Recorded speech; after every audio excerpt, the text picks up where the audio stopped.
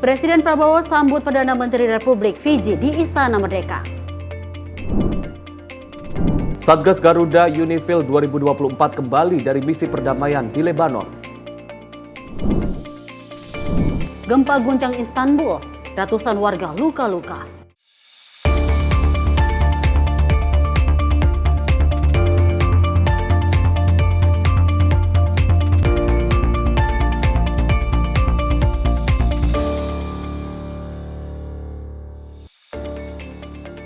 Halo, selamat malam pemirsa Sinpo TV. Senang sekali kami menyapa Anda pada malam hari ini dengan sejumlah informasi lainnya pastinya.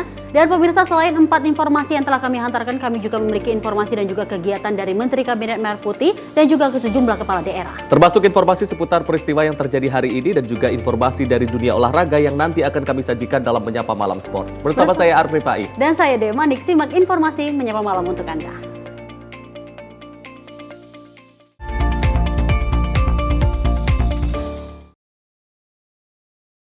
Pemirsa, kita awali informasi Menyapa Malam. Presiden Prabowo Subianto menerima Perdana Menteri Fiji, Setiaveni Rabuka, dengan upacara kehormatan di Istana Merdeka. Dan keduanya menggelar pertemuan bilateral untuk memperkuat kerjasama Indonesia dan juga Fiji. Presiden Prabowo Subianto menerima kunjungan resmi Perdana Menteri Republik Fiji, Setiaveni Rabuka di Istana Merdeka Jakarta pada Kamis 24 April 2025. Perdana Menteri Rabuka disambut dengan upacara kehormatan sejak kedatangannya pukul 10.30 waktu Indonesia Barat. Prabowo menyambut langsung di pintu istana dan keduanya berdiri di podium mendengarkan lagu kebangsaan masing-masing diiringi dengan 19 tembakan meriam sebagai tanda penghormatan. Setelah upacara, kedua pemimpin negara berkeliling untuk inspeksi pasukan dan memberi hormat kepada bendera Indonesia dan Fiji. Kemudian mereka memperkenalkan delegasi masing-masing dan memasuki ruang kredensial untuk menandatangani buku tamu. Pertemuan TT antara Prabowo dan Rabuka berlangsung secara tertutup diikuti pertemuan bilateral membahas penguatan kerjasama strategis. Delegasi Indonesia yang turut hadir antara lain Melu Sugiono, Mensesnek Prasetyo Hadi, dan pejabat tinggi lainnya. Kunjungan ini ditutup dengan jamuan santap siang resmi. Diharapkan pertemuan ini menjadi momentum untuk mempererat hubungan bilateral antara Indonesia dan Fiji serta memperkuat kolaborasi menghadapi tantangan global. Tim redaksi Sinpo TV melaporkan. Sementara itu, pemirsa, Presiden Republik Indonesia Prabowo Subianto mengundang Fiji untuk melakukan latihan militer bersama di Indonesia sebagai salah satu kerjasama kedua negara di bidang pertahanan. Prabowo juga mengajak Fiji mengirim pemuda-pemudinya untuk menempuh pendidikan lembaga maupun sekolah di Indonesia, baik di bidang vokasi, pertanian, dan juga teknisi. Presiden Prabowo Subianto membuka peluang kerjasama militer dengan Fiji melalui latihan bersama. Hal ini disampaikan saat menerima Perdana Menteri Republik Fiji, Setiaveni Rabuka di Istana Merdeka Jakarta, Kamis 24 April 2025. Prabowo menyebut Fiji sebagai mitra penting di kawasan Pasifik sejak pembukaan hubungan diplomatik pada 1974. Kedua negara dinilai memiliki kesamaan sebagai negara kepulauan sehingga memiliki potensi kolaborasi yang besar di bidang pertahanan. Indonesia membuka peluang bagi militer Fiji untuk melakukan latihan bersama di mantra laut, darat maupun udara. Pemerintah juga berkomitmen mengefektifkan perjanjian pertahanan yang telah terbentuk sebelumnya. Kami juga mengundang Fiji untuk mengirim pemuda dan pemudinya untuk belajar di tempat-tempat pendidikan kita di Indonesia di bidang vokasi, di bidang teknik, bidang pertanian, dan juga di sekolah-sekolah dan lembaga-lembaga pendidikan kita lainnya.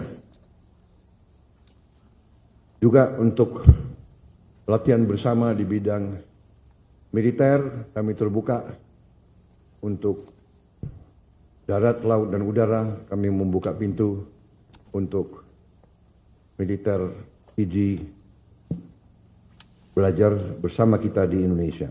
Di luar bidang pertahanan, Indonesia juga menawarkan kesempatan bagi pelajar Fiji untuk melanjutkan studi di tanah air. Fokus utama diberikan pada bidang vokasi, teknik, dan pertanian melalui penambahan kuota beasiswa untuk pemuda Fiji. Dari Jakarta, Dio Malau, Sinpo TV melaporkan. Masih dalam agenda kepresidenan, pemirsa, Presiden Prabowo Subianto menyatakan petani harus bisa hidup makmur dan juga sejahtera. Prabowo menekankan pentingnya produksi pangan demi keamanan negara dan juga meminta kepala daerah terus meningkatkannya. Presiden Republik Indonesia Prabowo Subianto menyampaikan harapannya agar petani di Indonesia dapat hidup sejahtera. Menurutnya para petani harus bisa memiliki rumah yang layak, kendaraan pribadi, serta mampu menyekolahkan anak-anak mereka di lembaga pendidikan yang berkualitas. Ia menyatakan kebahagiaannya jika unsur penting bangsa seperti petani dapat menikmati kemakmuran dalam hidupnya. Pernyataan tersebut disampaikan Presiden Prabowo dalam acara gerakan menanam padi serentak yang berlangsung di 14 provinsi, tepatnya di Desa Simpang Pelabuhan Dalam, Ogan Ilir, Palembang, Sumatera Selatan pada Rabu 23 April 2025. Dalam kesempatan itu ia mengajak seluruh pihak untuk mendukung hasil produksi para petani, terutama ketika produksi berada dalam jumlah besar. Menurutnya kestabilan pasokan pangan merupakan fondasi penting bagi keamanan negara. Petani kita adalah kelompok produsen, kelompok yang menghasilkan pangan untuk seluruh bangsa Indonesia. Kalau pangan kita aman, negara aman. Pokoknya lanjutkan perjuangan. Ya. Ingat, negara yang kuat adalah negara yang pertaniannya kuat, yang petaninya makmur. Saya baru akan senang kalau para petani kita nanti semuanya makmur, bisa punya rumah yang bagus, punya mobil, petani yang punya mobil ya. Anaknya harus sekolah, bagus, dididik. Selain itu, Presiden Prabowo juga menekankan pentingnya peran kepala daerah dalam meningkatkan produksi pangan di wilayah masing-masing. Ia menilai bahwa salah satu kunci utama untuk menjadikan Indonesia sebagai negara yang kuat adalah dengan menjamin keberlangsungan sektor pertanian. Oleh karena itu, ia mendorong seluruh elemen pemerintah untuk memberikan perhatian serius terhadap pembangunan pertanian nasional. Tim redaksi Simpo TV melaporkan. Pemirsa, Wakil Ketua Komisi 13 DPR Sugiat Santoso mengatakan kasus dugaan eksploitasi mantan pemain Oriental Circus Indonesia atau OCI termasuk ke dalam pelanggaran HAM berat. Dan juga menurutnya terdapat banyak pelanggaran dalam kasus tersebut. Komisi 13 DPR RI menggelar rapat bersama Komnas HAM dan mantan pemain Oriental Circus Indonesia atau OCI di Kompleks Parlemen Senayan, Jakarta. Wakil Ketua Komisi 13 DPR Sugiat Santoso menyayangkan atas kejadian dugaan eksploitasi kepada mantan pemain OCI Taman Safari. Pasalnya dugaan eksploitasi tersebut terjadi saat para korban masih berusia anak-anak. Oleh karena itu pihaknya akan meminta pihak kepolisian agar dapat membongkar dalang di balik kasus eksploitasi mantan pemain OCI. Yang kedua, kehadiran negara dalam proses pemulihan. Bahwa mereka adalah rakyat Indonesia, mereka selama ini sejak dari umur bayi sudah ditelantarkan dan dieksploitasi oleh oknum-oknum OCI. Saya pikir harus ada kehadiran negara untuk proses pemulihannya. Saya pikir itu. Kalau dari temuan kita, saya pikir tadi sudah dijelaskan oleh kuasa hukum dan para korban dan dikuatkan oleh temuan investigasi Komnas HAM dan Komnas Perempuan, ini pelanggaran berat. Ada beberapa pasal bahkan Undang-Undang 45 dan beberapa pasal di ketentuan hukum kita, bahkan hukum internasional, ini pelanggaran berat. Ya kita nanti akan dorong lah Mabes Polri untuk katakanlah membongkar kasus ini, siapa pelaku kejahatan ini baik secara individu maupun institusi atau korporat.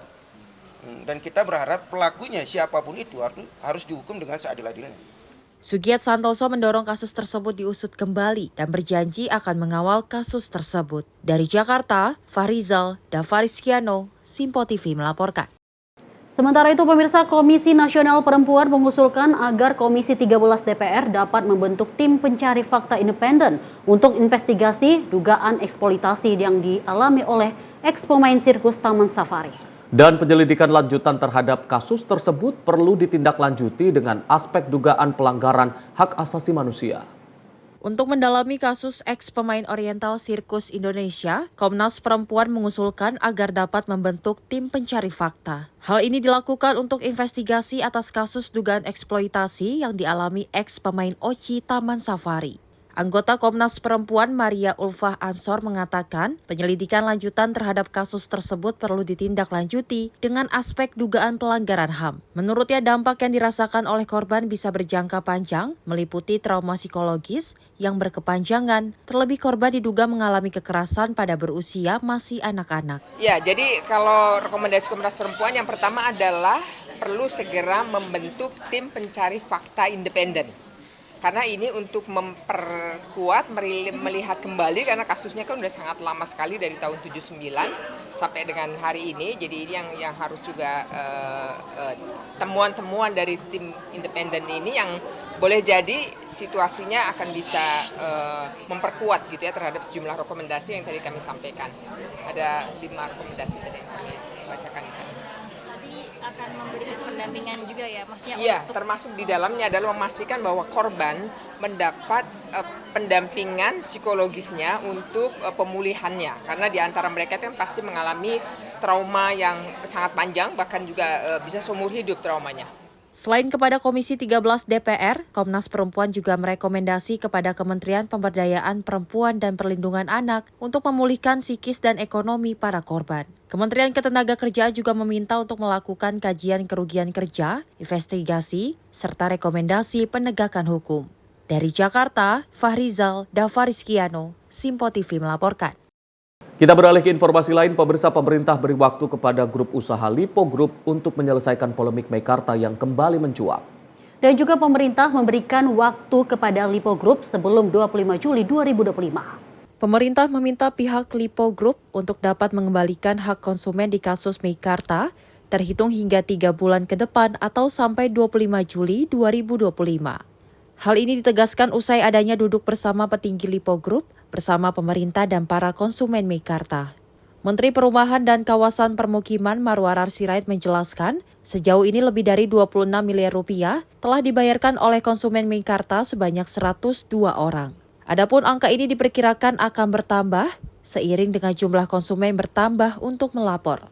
Selain target 3 bulan, ARA juga meminta pihaknya untuk menyelesaikan mekanisme bagi sisa konsumen yang terkendala dalam melapor sebanyak 16 orang dalam waktu 1 minggu.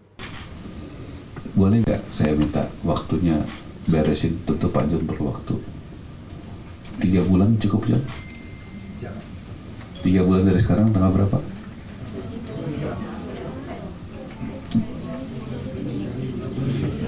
Tolong hari apa itu?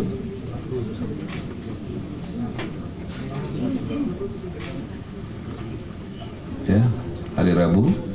Ya, baik. Bos Lipo Group James Riyadi juga turut menerima arahan Menteri PKP mengenai penuntasan polemik Meikarta ini yang sudah berkepanjangan sejak dulu. Namun saya kira ini kan sudah bicara Pak Menteri keluar muka. Saya yakin semestinya Meikarta ikut saja arahan Pak Menteri. Ikut saja arahan Pak Menteri. Masa sudah ketemu semua ini sama Pak Menteri nggak selesai.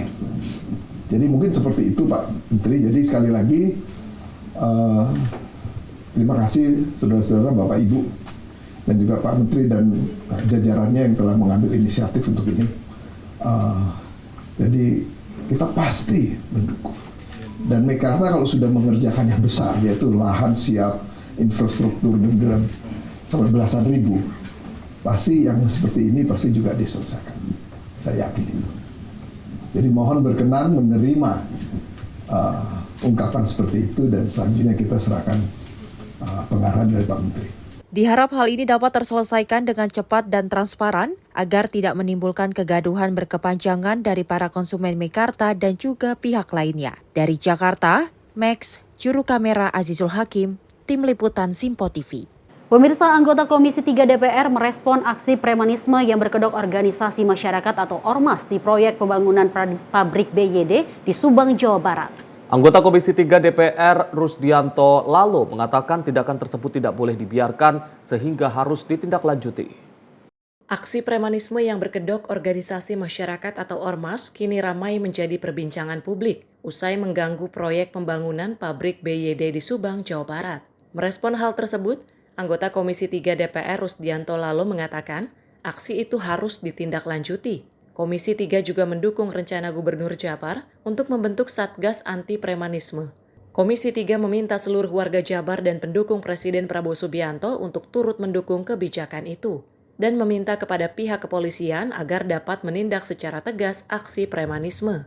Ya, bahasa saya negara tidak boleh kalah dengan aksi-aksi premanisme. Kalau kemudian ada oknum-oknum ormas yang melakukan tindak pidana, apalagi sampai mengintimidasi, mengancam, lalu kemudian bahkan membakar aset-aset pemerintah negara, tidak boleh dibiarkan. Justru harus langkah tegas dilakukan oleh Polri. Tidak boleh negara kalah, Pak, lewat aksi-aksi premanisme oleh siapapun itu. Itu ada alat negara yang mengurusi itu. Alat negara siapa? Itu Kepolisian Negara Republik Indonesia yang ditugaskan mandat undang-undang untuk menjaga keamanan dan ketertiban. Kalau ada oknum ormas yang melanggar ketertiban, ya harus ditindaki. Ya tegasnya seret ke meja hijau kalau dia melakukan pelanggaran tindak pidana. Apalagi sampai kemudian mengancam, mengintimidasi pelaku-pelaku usaha. Tidak boleh ada premanisme lebih kuat dibanding negara kita. Tidak boleh dibiarkan. Kebijakan anti premanisme juga merupakan arahan dari Presiden Prabowo Subianto dengan maksud untuk menyejahterakan masyarakat Jawa Barat. Dari Jakarta, Fahri Zalda Fariskiano, Sinpo TV melaporkan. Investasi triwulan 1 2025 tembus 465,2 triliun rupiah. Capaian tersebut menunjukkan tingginya kepercayaan investor kepada Presiden Prabowo Subianto. Informasi lengkapnya usai jeda, tetaplah bersama kami di Menyapa Malam Sinpo TV.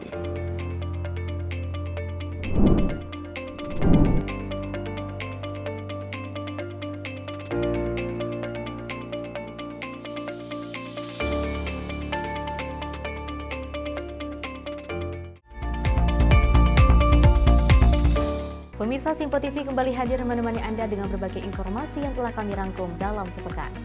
Sajian lengkap informasi sepekan kami hadirkan untuk Anda.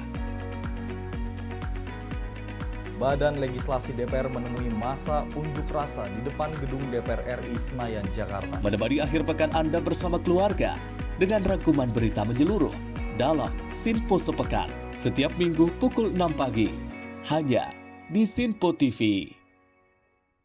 Halo, selamat malam pemirsa. Senang sekali rasanya kami mengisi ruang informasi Anda. Akhiri aktivitas Anda dengan rangkuman perkembangan peristiwa yang terjadi sepanjang hari. Sebelumnya kita saksikan ada sekitar 3.000 tamu undangan, sementara di Ibu Kota Nusantara ini ada sekitar 2.000 tamu undangan. Rangkaian informasi nasional dan mancanegara dirangkum sebagai penutup hari dalam Menyapa Malam.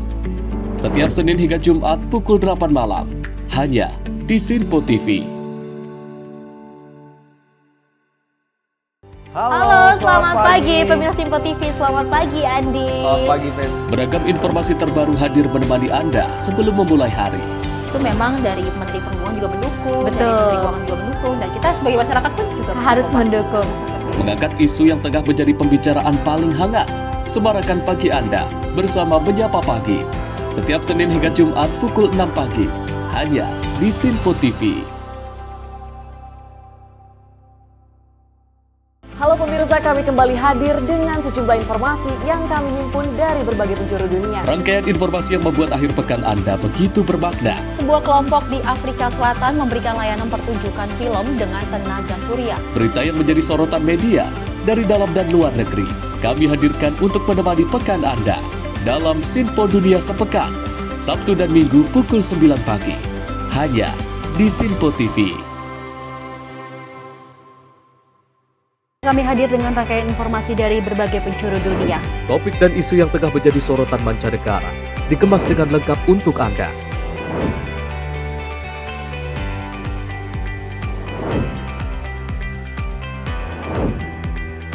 Peristiwa penting yang terjadi dari berbagai belahan dunia ini hadir dalam Sinpo Dunia setiap Senin hingga Jumat pukul 7:30 malam hanya di Sinpo TV.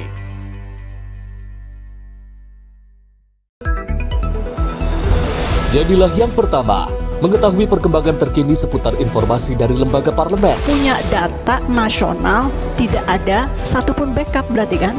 Tiba-tiba ada putusan yang nggak masuk akal dan seperti ini gitu. Kita ambilkan rekomendasi kepada KPK, periksa! Kami hadirkan informasi paling akurat untuk mengawal setiap informasi dalam rapat komisi dan paripurna. Tentunya bersama saya Andi Rezaldi yang telah kami rangkum dalam program Sinpo Parlemen.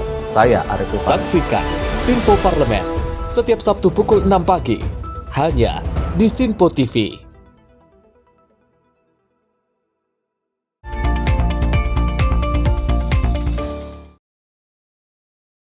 Terima kasih pemirsa, Anda kembali menyaksikan informasi Menyapa Malam dan kita lanjutkan informasi berikut ini. Realisasi investasi Republik Indonesia pada triwulan pertama 2025 mencapai 465,2 triliun. Angka ini setara dengan 24,4% dari total target investasi tahun 2025. Capaian tersebut menunjukkan tingginya kepercayaan investor dari dalam negeri dan juga luar negeri terhadap stabilitas dan juga iklim investasi Indonesia di bawah kepemimpinan Presiden Prabowo Subianto. Pemerintah mencatat realisasi investasi pada triwulan pertama 2025 mencapai 24,4% dari target tahunan sebesar Rp1.905,6 triliun. Angka tersebut naik 15,9% dibanding periode yang sama pada tahun lalu. Menteri Investasi dan Hilirisasi Rosan Roslani pun juga mengatakan capaian ini mencerminkan kepercayaan investor terhadap stabilitas Indonesia di bawah kepemimpinan Presiden Prabowo. Investasi pada triwulan pertama ini sesuai dengan target yang dicanangkan oleh Bappenas yang diberikan kepada kami. Dari total target investasi di tahun 2025 ini sebesar Rp1.905,6 triliun. Pada triwulan pertama ini investasi yang sudah masuk dan direalisasikan dan sudah dikeluarkan adalah 465,2 triliun atau kurang lebih 24,4%. Dari ini sesuai dengan target kami. Bahkan kalau dibandingkan dengan tahun sebelumnya, year on year itu adalah peningkatan 15,9% atau di tahun sebelumnya itu nilainya 401,5 triliun. Oh, ada di belakang ya. Tak hanya nilai investasi, menurut Rosan, penyerapan tenaga kerja juga meningkat. Menurutnya sebanyak lebih dari 594.000 orang telah terserap kerja, naik 8,5% dibandingkan tahun sebelumnya. Dari Jakarta, Dio Malo, Sinpo TV melaporkan. Kita beralih ke informasi lain, pemirsa, sebanyak 1.087 prajurit TNI dari Satgas Kontingen Garuda yang bertugas dalam misi perdamaian PBB di Lebanon Selatan resmi disematkan sebagai pahlawan perdamaian setelah menyelesaikan tugasnya selama 1 tahun. Dan juga Kapuspen TNI Brigjen TNI Christomay Sianturi menyatakan bahwa penyambutan Satgas Kontingen Garuda Unifil ini merupakan bentuk penghargaan langsung dari Panglima TNI atas dedikasi dan juga keberhasilan prajurit menjaga perdamaian di kancah internasional. Upacara penyambutan Satuan Tugas Kontingen Garuda TNI Unifil 2024 digelar di Markas Besar TNI Cilangkap, Jakarta Timur. Sebanyak 1.087 personil TNI yang terdiri dari 94 perwira, 311 bintara, dan 682 tamtama resmi kembali ke tanah air setelah bertugas selama 1 tahun dalam misi perdamaian. Kapuspen TNI Brigjen TNI Christomay Sianturi menegaskan bahwa penyambutan Satgas Kontingen Garuda Unifil 2024 oleh Panglima TNI merupakan bentuk penghargaan atas dedikasi dan profesionalisme prajurit di kancah internasional. Menurutnya, para prajurit telah menunaikan tugas negara sebagai duta perdamaian dunia di bawah bendera PBB selama 1 tahun di Lebanon Selatan. Christomay menyebut keterlibatan TNI dalam misi PBB ini adalah bagian dari diplomasi pertahanan sekaligus implementasi amanat konstitusi untuk berkontribusi aktif menjaga kedamaian global. Pagi hari ini sudah kita laksanakan acara penyambutan rekan-rekan kita yang telah selesai melaksanakan misi tugas pasukan sebagai pasukan perdamaian di Lebanon atau bagian dari Unifil selama kurang lebih 1 tahun. Yang kemarin kita juga telah melaksanakan acara pemberangkatan. Nah, ini yang diganti. Jumlahnya ada 1.087 personel, terdiri dari perwiranya 94 orang, kemudian bintaranya 311 orang, dan tamtamnya 682 orang. Mereka sudah bertugas sebagai pasukan perdamaian di bawah bendera PBB selama kurang lebih 1 tahun di Lebanon Selatan. Kemudian terdiri atas beberapa bagian, ada batalion mekanis di situ, ada Force Headquarters Support Unit, kemudian ada sebagai Military Police Unit, ada MCOU, ada juga yang berdinas di Hospital Level 2, dan ada juga yang jadi Military Staff di sektor East. ya. Jadi di belakang saya ini ada para komandan-komandannya ya. Ada Kolonel Nanak yang bertugas sebagai military staff di sektor East, kemudian Kolonel Gofar yang selaku FSQ ya, Force Headquarters Support Unit, kemudian ada Kolonel Ragung Ismail sebagai Komandan Satgas Batalion Mekanis Indobat ya. Dan kemudian ada satu orang Wan TNI yang juga kami hadirkan di sini. Jadi kita melaksanakan tugas di bawah bendera PBB atas dasar UN Security Council Resolution 1701 dan ini sudah berlaku atau berlangsung selama kurang lebih dari tahun 2006.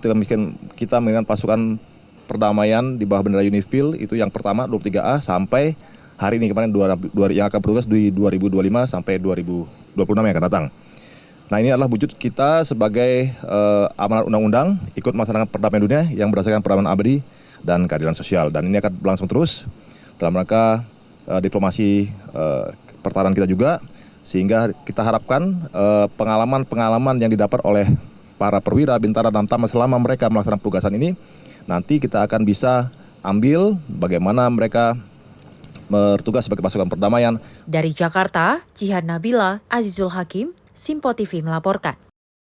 Pemirsa, upacara penyambutan Satuan Tugas TNI kontingen Garuda dari Lebanon berlangsung hikmat dengan dipimpin oleh Kasum TNI Letjen TNI Richard Tampu Bolon yang mewakili Panglima TNI yang berhalangan hadir. Pasukan perdamaian kontingen Garuda tiba di tanah air setelah pada April lalu dikirim ke Lebanon untuk melaksanakan misi perdamaian United Nations Interim Force in Lebanon.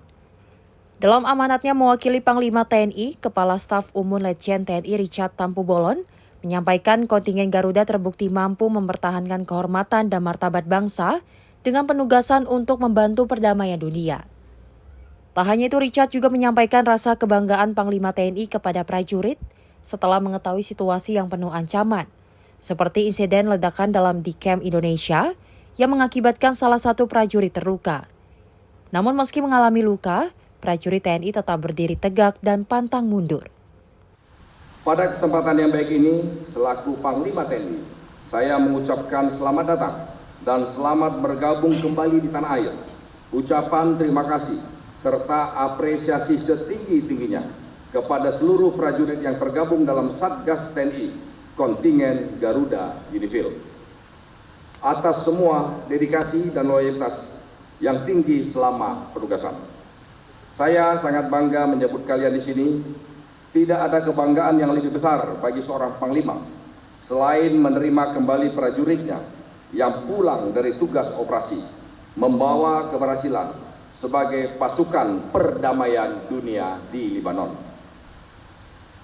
Hadirin sekalian dan para prajurit Satgas TNI Konga UNIFIL yang saya banggakan, patut diketahui bahwa penugasan kali ini bukanlah penugasan biasa. Sejak pecahnya konflik antara Hizbullah dan Israel pada Oktober 2023, para prajurit kita menghadapi situasi krisis yang penuh risiko, terutama pada puncak ketegangan antara September hingga November 2024. Kondisi tersebut tidak hanya menuntut kesiapsiagaan fisik dan mental, tetapi juga integritas, kecerdasan, dan kemampuan adaptasi yang tinggi. Kontingen Garuda terbukti mampu mempertahankan kehormatan dan martabat bangsa Indonesia di mata dunia. Seluruh prajurit Satgas Garuda UNIFIL 2024 juga turut mendapatkan penghargaan internasional maupun nasional atas keberhasilannya mencapai visi TNI yang prima, responsif, hingga adaptif. Dari Jakarta, Jihan Nabila, Zuli Andri, Azizul Hakim, Simpo TV melaporkan. Kita beralih ke informasi lain, pemirsa, 3 jenazah pekerja migran Indonesia dipulangkan dari Korea Selatan dan ke tanah air melalui Terminal Kargo Bandara Internasional Soekarno-Hatta, Tangerang, Banten. Dan juga ketiganya merupakan nelayan ABK asal Brebes dan Wonosobo yang meninggal bukan karena eksploitasi atau tindak pidana perdagangan orang, melainkan karena sakit dan kecelakaan kerja. 3 jenazah pekerja migran Indonesia tiba dari Korea Selatan pada Rabu 23 April 2025 di Bandara Soekarno-Hatta, Tangerang, Banten. Ketiganya adalah Mustafirin yang berasal dari Wonosobo, sedangkan Darji dan Muhammad Asim Bisri berasal dari Brebes, Jawa Tengah. Mereka merupakan anak buah kapal atau ABK yang meninggal dunia saat bekerja di luar negeri. Menteri Perlindungan Pekerja Migran Indonesia Abdul Qadir Karding turut hadir dalam penjemputan ketiga jenazah untuk memastikan proses pemulangan berjalan dengan lancar. Qadir menegaskan bahwa negara hadir dalam setiap penanganan kasus WNI di luar negeri, termasuk memastikan proses pemulangan jenazah hingga tiba di rumah dan dimakamkan dengan layak. Dirinya juga menyampaikan bahwa ketiga PMI tersebut meninggal bukan akibat eksploitasi, kekerasan maupun tindak pidana perdagangan orang. Hari ini saya sengaja untuk ikut menjemput 3 jenazah pekerja migran Indonesia yang semua berasal dari negara Korea, meninggal di sana dengan meninggal bukan karena eksploitasi, bukan karena kekerasan, bukan karena TPPO dan sebagainya.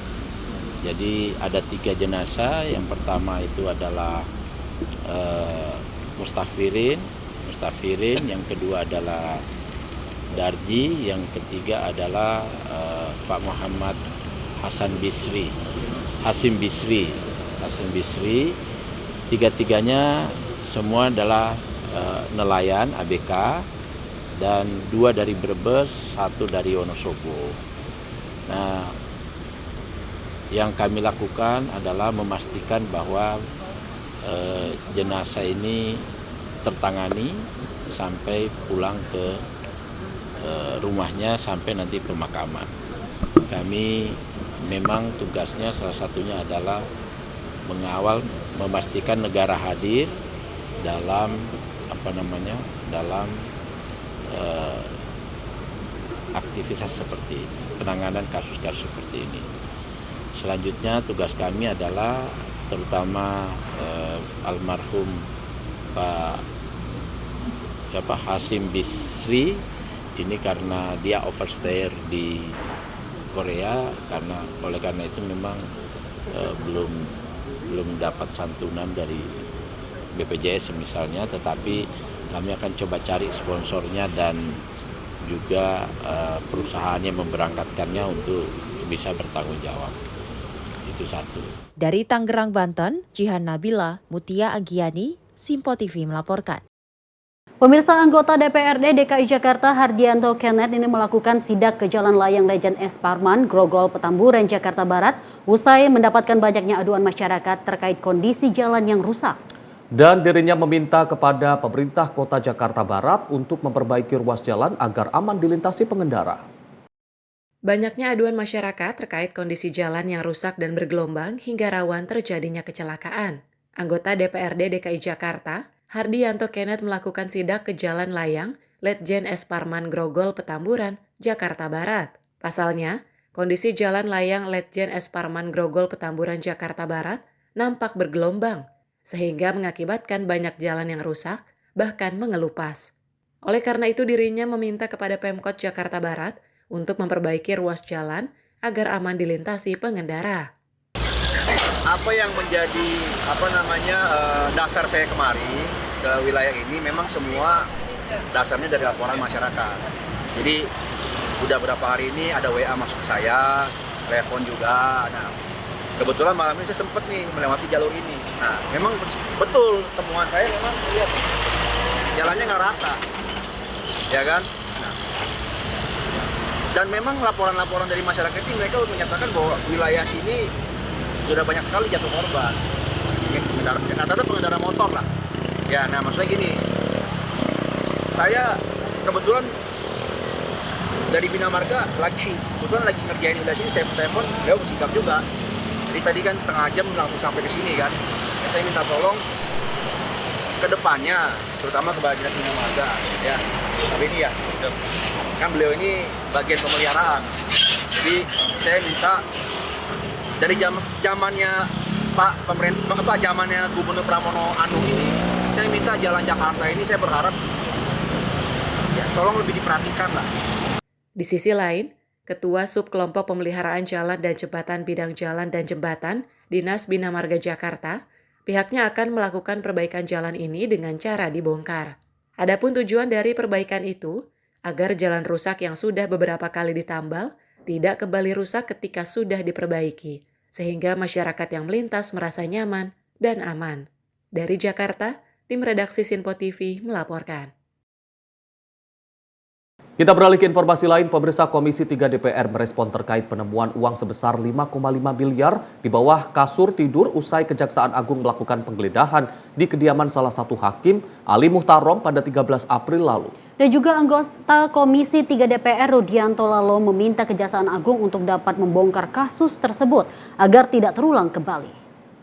Kasus hakim belakangan ini menjadi sorotan publik usai banyaknya atas kasus suap. Salah satunya yakni penemuan uang sebesar 5,5 miliar di bawah kasur tidur usai dilakukan penggeledahan oleh Kejaksaan Agung di kediaman salah satu hakim yakni Ali Muhtarom pada 13 April yang lalu. Merespon hal ini, anggota Komisi 3 DPR Rudianto Lalo menyayangkan atas kasus-kasus yang menimpa hakim Indonesia. Menurutnya, kasus dugaan suap yang melibatkan hakim itu bukan pertama kali terjadi.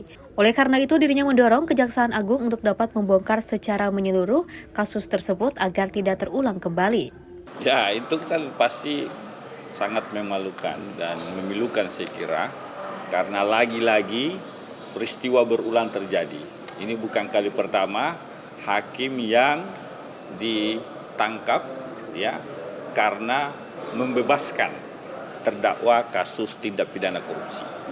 Dan ini menjadi catatan buruk saya kira untuk kepemimpinan Pak Sunarto selaku Ketua Mahkamah Agung yang baru. Karena di era beliau ini begitu banyak hakim yang ditangkap. Ya, tentu kita yang pertama mendorong Kejaksaan Agung untuk membongkar secara menyeluruh kasus ini supaya tidak ada lagi peristiwa berulang. Perlu diketahui, Kejaksaan Agung berhasil menyita uang senilai 5,5 miliar dari rumah hakim Ali Muhtarom yang kini merupakan tersangka atas kasus dugaan suap minyak goreng. Uang itu terdiri atas 36 gepok pecahan $100 atau dolar Amerika Serikat. Dari Jakarta, Fahrizal Davarizkiano, Sinpo TV melaporkan. Kita beralih dengan informasi lainnya, pemirsa. Paus Fransiskus telah meninggal dunia pada usia 88 tahun pada Senin 21 April 2025. Kematian Paus Fransiskus meninggalkan duka mendalam tidak hanya bagi umat Katolik tetapi juga bagi masyarakat di seluruh dunia. Dan Paus Fransiskus ini dikenal karena pesan-pesan tentang kesederhanaan, pluralisme dan juga keberpihakan pada orang miskin.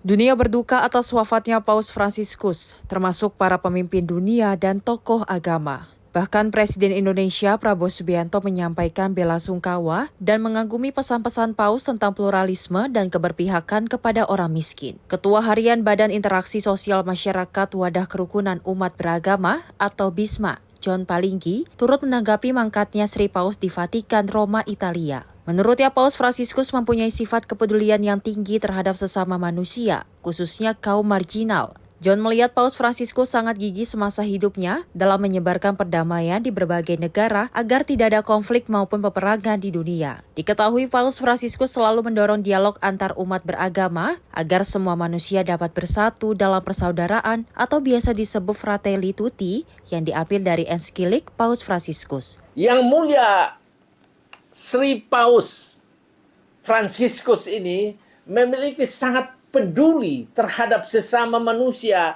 yang tersisihkan. Sangat peduli terhadap manusia yang miskin. Dan yang ketiga itu kegigihan dalam menebarkan perdamaian. Dia pergi di Irak, daerah perang. Dia pergi di mana-mana untuk menebarkan bagaimana supaya hentikanlah perang itu. Banyak orang meninggal. Banyak orang sakit, susah, menderita. Kepedihan Sri Paus itu terhadap manusia itu sangat dalam. Dan memohon dihentikan perang. Dan yang keempat itu adalah mendorong dialog antar umat beragama. Dialog bukan berarti duduk-duduk terus didialogkan, berbicara masing-masing soal kitab suci, tidak. Yang dikembangkan keinginan Sri Paus, yang mulia Sri Paus Fransiskus itu adalah keinginannya supaya dalam perbedaan agama kita satu dalam melihat kemanusiaan. Kemanusiaan yang membutuhkan kasih sayang.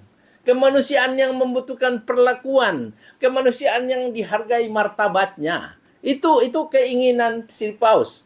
Lebih lanjut, John Palinggi mengapresiasi Presiden Republik Indonesia Prabowo Subianto yang mengutus Presiden ke-7 Indonesia Joko Widodo untuk menghadiri pemakaman Sri Paus di Vatikan, Roma, Italia. Menurutnya hal tersebut sangat mulia dikarenakan persahabatan kedua negara antara Indonesia dan Vatikan. Sebagaimana diketahui, Paus Fransiskus meninggalkan warisan yang berharga bagi dunia, khususnya dalam hal dialog antar agama dan keberpihakan kepada kaum marginal. Kunjungan beliau ke Indonesia pada tahun 2024 juga meninggalkan kesan mendalam bagi masyarakat Indonesia, terutama karena pesan-pesan beliau tentang Bhinneka Tunggal Ika dan toleransi antar umat beragama. Dari Jakarta, Tim Liputan Simpo TV melaporkan.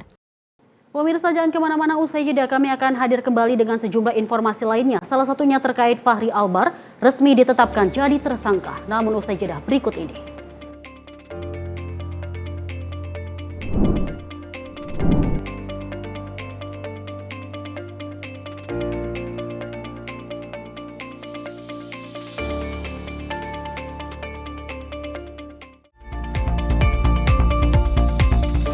Pemirsa, Simpo TV kembali hadir menemani Anda dengan berbagai informasi yang telah kami rangkum dalam sepekan. Sajian lengkap informasi sepekan kami hadirkan untuk Anda.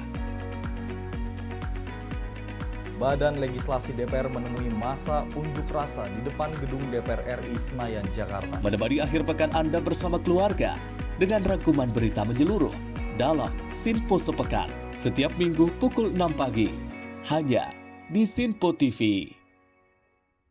Halo, selamat malam pemirsa. Senang sekali rasanya kami mengisi ruang informasi Anda. Akhiri aktivitas Anda dengan rangkuman perkembangan peristiwa yang terjadi sepanjang hari.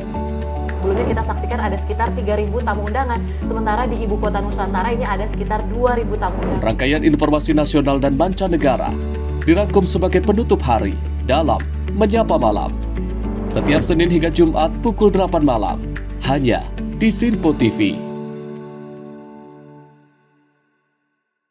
Halo, selamat pagi pemirsa Simpo TV. Selamat pagi Andi. Selamat pagi, Fen. Beragam informasi terbaru hadir menemani Anda sebelum memulai hari. Itu memang dari Menteri Perhubungan juga mendukung, Betul. dari Menteri Keuangan juga mendukung, dan kita sebagai masyarakat pun juga Harus mendukung. Mengangkat isu yang tengah menjadi pembicaraan paling hangat. Semarakan pagi Anda bersama Menyapa Pagi. Setiap Senin hingga Jumat pukul 6 pagi hanya di Simpo TV. Halo pemirsa, kami kembali hadir dengan sejumlah informasi yang kami himpun dari berbagai penjuru dunia. Rangkaian informasi yang membuat akhir pekan Anda begitu bermakna. Sebuah kelompok di Afrika Selatan memberikan layanan pertunjukan film dengan tenaga surya. Berita yang menjadi sorotan media dari dalam dan luar negeri kami hadirkan untuk menemani pekan Anda dalam Simpo Dunia Sepekan, Sabtu dan Minggu pukul 9 pagi, hanya di Simpo TV. Kami hadir dengan rangkaian informasi dari berbagai penjuru dunia. Topik dan isu yang tengah menjadi sorotan mancanegara dikemas dengan lengkap untuk Anda.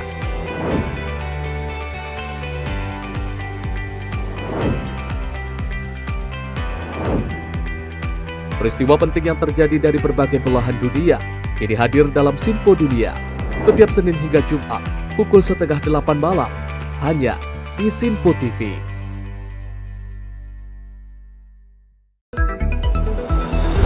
Jadilah yang pertama mengetahui perkembangan terkini seputar informasi dari lembaga parlemen. Punya data nasional, tidak ada satupun backup berarti kan?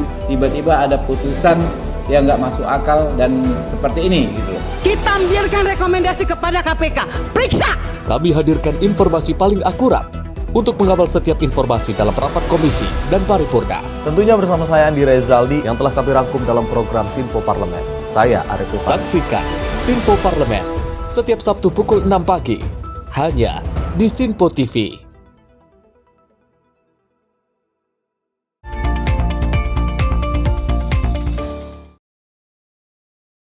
Selamat malam pemirsa, Anda kembali menyaksikan Menyapa Malam Simpo TV. Pemirsa, gempa bumi berkekuatan magnitudo 6,2 mengguncang wilayah laut Marmara dekat sisi barat Istanbul, Turki. Dan juga guncangan kuat ini menimbulkan kepanikan hingga menyebabkan ratusan orang terluka.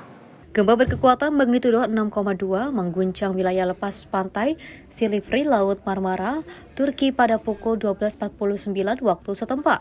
Guncangan terasa hingga ke seluruh wilayah Istanbul, memicu ketakutan dan kepanikan warga. Menurut Badan Penanggulangan Bencana dan Urusan Darurat Turki, setelah gempa utama terjadi setidaknya 51 gempa susulan. Menteri Kesehatan Kemal Memisoglu menyatakan 236 orang mengalami luka-luka akibat kepanikan, termasuk mereka yang melompat dari gedung dan yang mengalami serangan panik. Kuatnya guncangan menyebabkan banyak warga berlarian keluar rumah untuk menyelamatkan diri. Situasi ini menjadi bukti betapa genting dan mengejutkannya peristiwa tersebut bagi penduduk kota Istanbul. Dari Jakarta, Yogi Pratama, Simpo TV melaporkan. Peristiwa berikut ini pemirsa, sebuah gudang toko Santosa terbakar di Jalan Gatot Subroto, Kota Malang pada Rabu malam 23 April 2025. Api mulai berkobar pada pukul 19.45 dan petugas pemadam kebakaran segera diterjunkan untuk mencegah api menyebar ke bangunan lainnya. Gudang tersebut merupakan milik toko Santosa yang berlokasi di Pasar Besar Malang dan digunakan untuk menyimpan stok barang pecah belah. Selain barang pecah belah, di dalam gudang juga terdapat kendaraan operasional seperti satu mobil box dan beberapa sepeda motor yang turut terbakar. Api dengan cepat menyebar dan merambat ke bangunan sebelah, sehingga petugas pemadam kebakaran mengerahkan 8 unit mobil pemadam dan dibantu oleh PMK Kabupaten Malang untuk mengendalikan situasi. Namun asap tebal dan api yang membumbung tinggi menyebabkan kepanikan warga sekitar, serta kemacetan di jalan utama tersebut. Hingga kini penyebab kebakaran belum diketahui dan proses pemadaman masih terus dilakukan agar api tidak meluas ke area lain. Dari Jakarta, Adelia Saptiarina, Simpo TV melaporkan. Pemirsa, viral di media sosial rekaman sekelompok orang membuang sampah ke Kali Bekasi di Kebalen, Kabupaten Bekasi. Dan juga dari rekaman tersebut, salah satu warga menyebutkan bahwa pembuangan sampah tersebut sudah berlangsung selama sekitar 10 tahun. Beredar di media sosial rekaman sekelompok orang membuang sampah ke Kali Bekasi di wilayah Kebalen, Kecamatan Babelan, Kabupaten Bekasi. Dalam rekaman tersebut, 4 orang terlihat menurunkan karung-karung sampah dari mobil bak dan membuangnya ke bantaran kali, menyebabkan bau tak sedap hingga menjalar ke permukiman warga sekitar 300 meter dari lokasi. Amin, warga setempat yang kerap mencari barang bekas, mengungkapkan bahwa sampah tersebut diduga berasal dari perumahan di Kelurahan Teluk Pucung, Bekasi Utara. Ia juga menyebutkan bahwa pembuangan sampah ini sudah berlangsung selama sekitar 10 tahun dan sampahnya hanya akan hanyut saat Kali Bekasi meluap. Berdasarkan informasi yang diunggah, Lurah Kebalen Andika membenarkan bahwa sampah tersebut berasal dari Kota Bekasi dan menyatakan akan segera berkoordinasi dengan Dinas Lingkungan Hidup Kabupaten Bekasi untuk mencari pelaku. Andika juga berencana memberikan sanksi sosial, termasuk meminta pelaku membuat pernyataan, menahan KTP dan meminta maaf di media sosial. Tim redaksi Simpo TV melaporkan. Kita lanjut informasi peristiwa berikut ini, pemirsa. Setelah menjalani rangkaian pemeriksaan, aktor sekaligus musisi Fakhri Albar ini resmi ditetapkan sebagai tersangka oleh pihak kepolisian Polres Metro Jakarta Barat. Dan dari yang bersangkutan, polisi menyita barang bukti narkoba berbagai jenis, diantaranya ganja, kokain, pil aprazolam, sabu beserta alat hisap.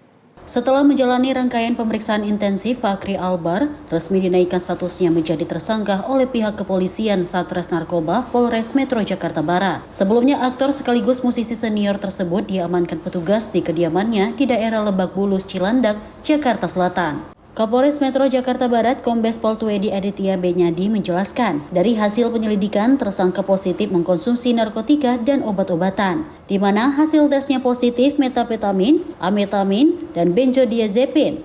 Selain itu, dari tangan yang bersangkutan, polisi menyita barang bukti berbagai jenis narkoba yang diantaranya 2 paket sabu seberat bruto 0,65 gram, 1 paket ganja seberat 1,11 gram, 2 linting ganja seberat 0,94 gram, 1 botol kaca berisi kokain seberat 3,96 gram, serta 27 pil alprazolam. Sementara itu, dari pengakuan tersangka, narkoba tersebut ia gunakan seorang diri guna mengatasi tekanan psikologis yang dialaminya untuk menghilangkan stres dan menenangkan diri dari masalah pekerjaan.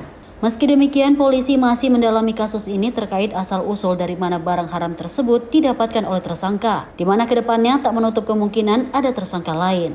Pasal yang akan diterapkan kepada tersangka, yang pertama, Undang-Undang Republik Indonesia Nomor 35 Tahun 2009 tentang narkotika, Pasal 111 Ayat 1, ancaman hukuman 4 paling singkat 4 tahun dan paling lama 12 tahun atau pidana denda paling banyak 8 miliar rupiah. Pasal 112 ayat 1, ancaman pidananya penjara paling singkat 4 tahun dan paling lama 12 tahun. Serta Undang-Undang Republik Indonesia Nomor 5 Tahun 1997 tentang Psikotropika Pasal 62, pidana penjara paling lama 5 tahun, pidana denda paling banyak 100 juta rupiah. Kemudian hari ini Saudara Eva sudah dilakukan penahanan untuk Satres Narkoba sedang melengkapi berkas perkaranya dan akan kami limpahkan berkas perkara ke jaksa. Di sisi lain, karena ketiga kalinya tersangka terjerat kasus serupa, pihak kepolisian tidak akan menerapkan mekanisme restoratif justice di mana berkas perkaranya akan segera dirampungkan dan dilimpahkan ke pihak kejaksaan. Tersangka kini langsung ditahan dan akan disangkakan pasal 111 ayat 1 dan pasal 112 ayat 1 Undang-Undang Nomor 35 Tahun 2009 tentang narkotika dengan ancaman hukuman pidana maksimal 12 tahun penjara serta denda hingga miliaran rupiah. Dari kontributor Sinpo TV melaporkan. Pemirsa, pemerintah Kabupaten Bekasi melalui Kecamatan Tambun Selatan melakukan penertiban terhadap pedagang kaki lima dan bangunan liar yang berada di sekitar Stasiun Tambun, Desa Mekarsari pada Rabu 23 April 2025. Dan juga dalam penertiban ini dilakukan untuk meningkatkan ketertiban, menjaga keindahan lingkungan, serta memastikan kelancaran aksesibilitas bagi pengguna jalan, mengingat kawasan tersebut sering menjadi penyebab kemacetan. Penertiban yang dilakukan oleh Satuan Polisi Pamung Praja atau Satpol PP Kabupaten Bekasi dibantu oleh aparat kepolisian, TNI dan perangkat desa Mekarsari berjalan dengan pendekatan yang humanis. Camat Tambun Bekasi, Sopian Hadi menjelaskan bahwa sebelum penertiban, pihaknya sudah memanggil pemilik PKL dan bangunan liar untuk memberikan teguran agar mereka membongkar lapaknya setelah Lebaran. Penertiban ini bertujuan untuk mengurangi kemacetan di sekitar Stasiun Tambun yang selama ini disebabkan oleh keberadaan PKL dan bangunan liar. Sopian menambahkan bahwa setelah kawasan ini tertata rapi, akses jalan dari stasiun ke Gedung Juang akan difungsikan kembali untuk mengurangi kemacetan yang terjadi dari arah barat. Selain itu, Pemkab Bekasi juga berencana untuk menertibkan area sekitar Gedung Juang dan sebelah utara stasiun yang digunakan untuk parkir motor. Hal ini dilakukan untuk memastikan kelancaran lalu lintas dan kenyamanan bagi masyarakat yang memiliki kendaraan. Dengan langkah penertiban ini, Pemkab Bekasi berharap dapat menciptakan lingkungan yang lebih aman, nyaman, dan tertib di sekitar Stasiun Tambun, serta meningkatkan kenyamanan bagi seluruh pengguna jalan. Tim redaksi Sinpo TV melaporkan. Pemirsa, demikian informasi menyapa malam kali ini. Saya Dewi Manik pamit. Terima kasih atas kebersamaan Anda. Sampai jumpa.